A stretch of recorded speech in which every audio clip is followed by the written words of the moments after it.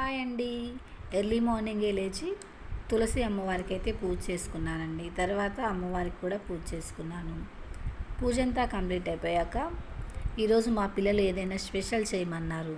అందుకే మామిడికాయ పలావ్ చేద్దాం అనుకున్నాను.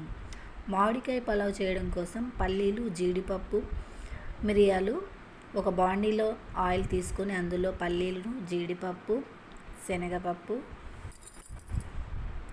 మిరియాలు, జీలకర్ర, జీడిపప్పును కూడా వేసుకొని బాగా వేయించుకోవాలి. అవి వేగాక పచ్చిమిర్చి, ఆనియన్స్ కూడా వేసుకోవాలి. ఒక 9 ఎల్లిపాయ ముక్కలను కూడా వేసుకొని బాగా మగ్గించుకున్నాక మామిడికాయ తురుముని యాడ్ చేసుకోవాలి. మామిడికాయ తురుము కూడా బాగా వేగిన తర్వాతకి ఉప్పు, కారం, పసుపు, ధనియాల పొడి, గరం మసాలా వేసుకోవాలి.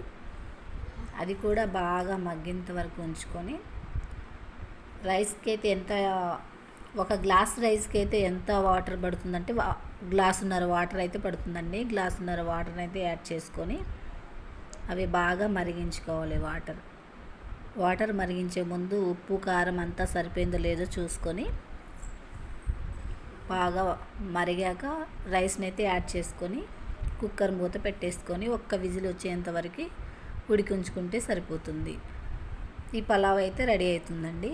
దీనికి కాంబినేషన్గా నేను సాంబార్ని అయితే ప్రిపేర్ చేశాను. సాంబార్ అయితే చాలా టేస్ట్గా ఉందండి ఈ రైస్లోకి.